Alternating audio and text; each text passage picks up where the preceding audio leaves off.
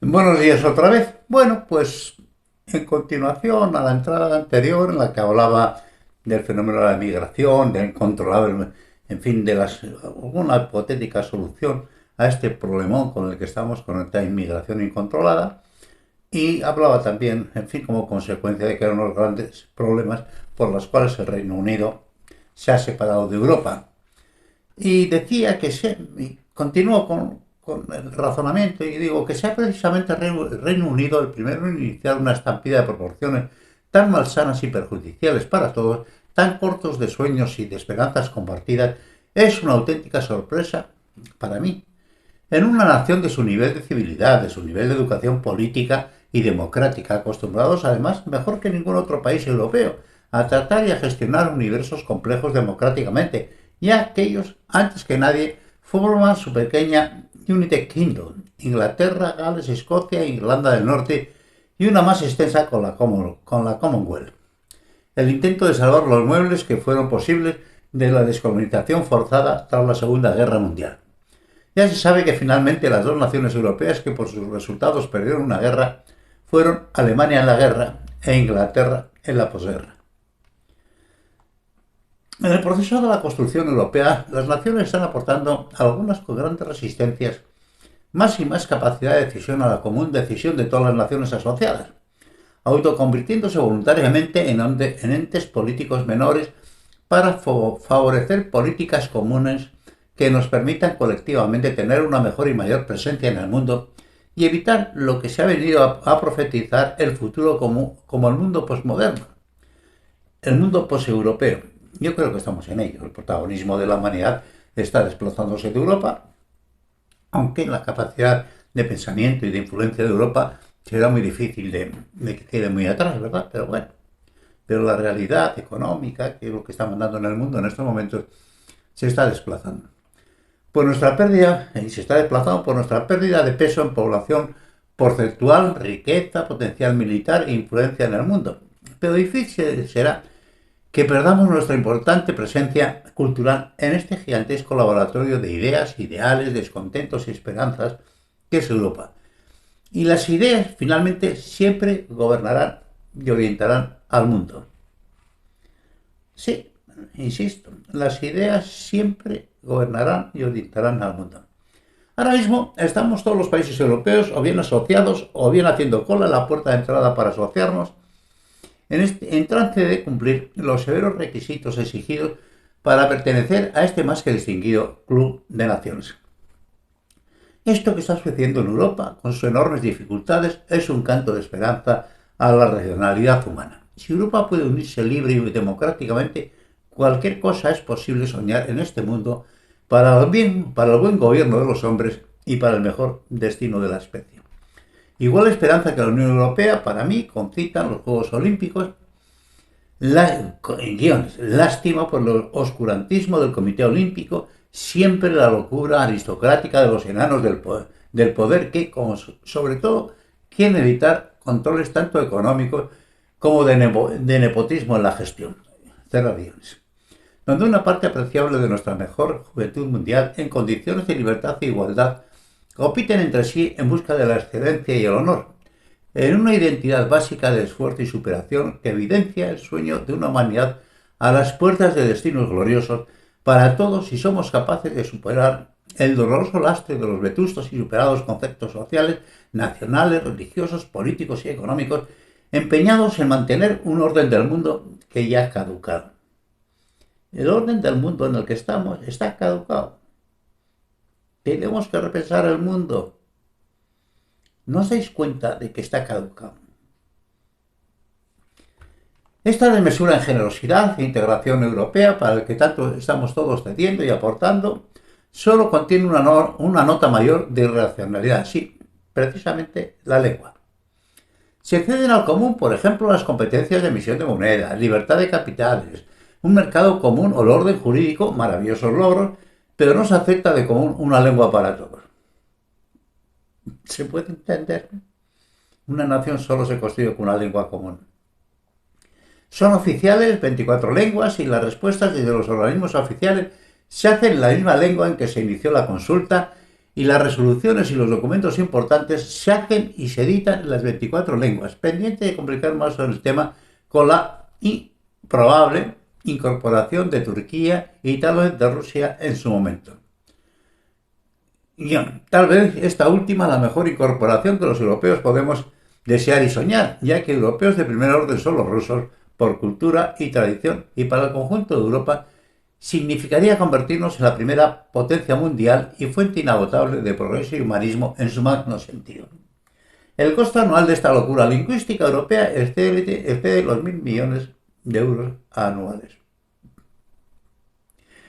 Joder, qué forma de emplear los recursos. Naturalmente esto es un disparate y un evidente talón de Aquiles en un sueño superior de convivencia civilizada, en el mejor camino de los mejores sueños de la humanidad, cuando cierto es que todas las lenguas europeas proceden de muy pocas fuentes y la consecución de un idioma de fusión mucho más racional y mejor instrumento de comunicación sería un logro menor de las ciencias lingüísticas, filológicas y semánticas, si existiese la voluntad para ello, convirtiéndose en un aglutinante cultural mucho más importante que la interdependencia económica. ¿Os imagináis Europa hablando un solo idioma? Lo tenemos relativamente fácil, ¿verdad? Relativamente fácil. ¿Y el mundo con un solo idioma? ¿Os imagináis? Hoy, de facto, la Comunidad Económica Europea funciona solo en función de la enorme cantidad de traductores, con un costo absolutamente irresponsable y una sensación de ofensa permanente si no utiliza de suya cualquier lengua, por menor que sea. Pero el camino hacia una sola lengua, la universal, debe recorrer un nivel superior. Comillas. Pero los lenguajes, todos ellos, para presentarse como significativos, deben de poseer una estructura idéntica. Todo ello nos lleva inconscientemente a imaginar un lenguaje ideal, un lenguaje perfecto, que fuera la traducción perfecta de la constitución de la identidad del mundo. Wittgenstein. Hermoso pensamiento, ¿verdad que sí?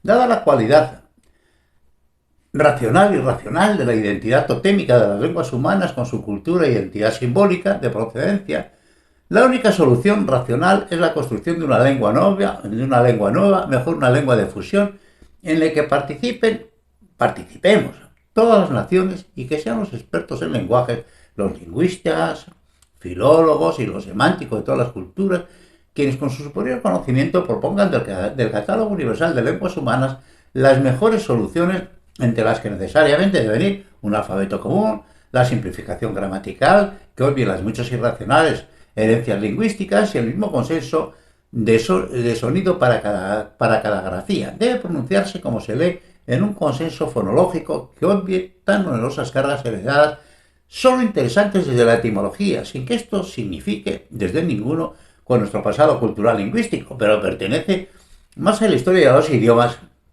que a su presente y menos aún a su futuro. Del mismo modo que la química moderna tiene asumida en su historia los experimentos de esos protoquímicos que fueron los alquimistas, sin que esto signifique que deban incorporarse obligatoriamente sus procedimientos en los modernos laboratorios en sus procesos cotidianos. Comillas. Yo llegaría incluso a decir que si existiese una lengua filosófica apropiada, sería imposible expresar cualquier concepto falso sin violar las reglas de la gramática. Stephenson. Qué hermoso pensamiento, ¿verdad que sí? Como es natural, esta lengua, el universal, tiene que contener y superar toda la capacidad expresiva, conceptual y literaria que pueda contener cualquier lengua humana actual. Los lingüistas, los filólogos y semánticos y todos los expertos en lenguajes de hoy pueden y deben enfrentarse con este reto y conseguir un instrumento de superior capacidad que los que utilizamos seguramente en la mayor y mejor aportación que se ha dado a hacer al común patrimonio de la humanidad, y con unas consecuencias más importantes que cualquier otro logro humano en toda nuestra común historia. Y supone puerta inevitable que debemos atravesar cuanto antes mejor en nuestra necesaria evolución cultural. La construcción de todos los idiomas ha sido un proceso acumulativo desarrollado a lo largo de los milenios, ya que todas las lenguas son herederas de otras hasta la noche de los tiempos y de sus propios desarrollos. Tienen, por tanto, enormes, onerosas, incoherentes, ilógicas y complicadas cargas asumidas a lo largo de su proceso constructivo. Si con nuestro nivel de desarrollo cultural, filólogos, lingüísticas, semánticos y especialistas diversos se propusiesen seriamente la construcción de una lengua concebida desde procesos lógicos, sin duda lograremos un mejor y más preciso instrumento de comunicación que las lenguas de que dispone hoy día la humanidad. En el mundo se ha hecho demasiado pequeño e interdependiente para encontrar otras soluciones alternativas. No las hay. No hay otra solución. Necesitamos un idioma común. Obviamente, al principio de mi parlamento en este tema, ya digo que si mañana nos pueden incrustar un microchip que nos pueda hacer entender y hablar en cualquier idioma, quiero decir, por medio mecánico, como los traductores que ahora se llevan en la mano, bueno, pues todo lo que estoy proponiendo lo podemos dejar al lado. En definitiva, pues tendríamos un idioma común, soportado sobre un aparato mecánico, pero tendríamos un idioma común. Pero yo creo que eso va a ser muy complicado y que lo suyo es que desarrollemos un idioma común. Y dadas las reticencias y resistencias al uso universal de lenguas de otras culturas por la idea de dominación cultural, el fondo de intransigencia identitaria, competitiva que todos compartimos, una lengua nueva con los únicos parámetros de su utilidad universal, construida entre todos para todos sobre la base del idioma o de los idiomas que sean, nos permitirá a todos sin reticencias asumir como propio un idioma que propio es, ya que pertenecerá al genio común de la especie del que todos formamos parte y nadie quedaría excluido para la consecución de un instrumento de superior nivel en el desarrollo intelectivo y de comunicaciones de la especie humana.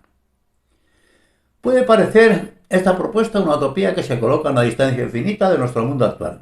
Pues no es verdad, nada más lejos de la realidad. Depende de nosotros y de nadie más. Puede ser una propuesta muy lejana o muy cercana en el tiempo, depende de nuestra voluntad colectiva. Lo que sí es una propuesta de inevitable cumplimiento. O tenemos una solución por medio de la inteligencia artificial en la línea que os he expuesto, o esta es la solución, la auténtica solución real. Antes o después tendremos una lengua de uso universal, sea por construcción consensuada, sea por imposición o sea por adopción. Y cuanto antes la tengamos, antes lograremos un mundo mejor para todos. Los que se opongan al desarrollo lógico de este camino inevitable en el desarrollo de nuestros procesos evolutivo-cultural están laborando en el sentido contrario de los mayores y mejores intereses de la especie humana. Pero podemos hacer las cosas mucho más sencillas. Os voy a dar una solución mucho más sencilla. Es consciente la humanidad de que si abrazásemos conjuntamente una lengua, cualquiera de las vivas, para una educación obligatoria universal, en 2 generaciones, en menos de 100 años, todos los seres humanos podríamos entendernos en la misma lengua. ¿Cabe soñar maravilla mayor para facilitar el entendimiento humano a escala universal? ¿Llega la imaginación a entender lo que esto supondría para el desarrollo humano en todos los ámbitos de la vida y de la cultura y del progreso y de la paz? Lo tenemos muy fácil. En menos de 50, 60 años, en 100 años, pongamos 100 años, podríamos todos hablar la misma lengua. La mente, a mí al menos, se ilumina al vislumbrar los enormes espacios de comunicación y desarrollo que tal escenario propiciaría, y lo tenemos ahí, al alcance de nuestra mano por primera vez en la historia humana, ya que hoy, con soportes digitales e internet, cualquier idioma podría ser estudiado en cualquier lugar del mundo con gran facilidad y sin problema ninguno. Repito, por primera vez en la historia de la humanidad.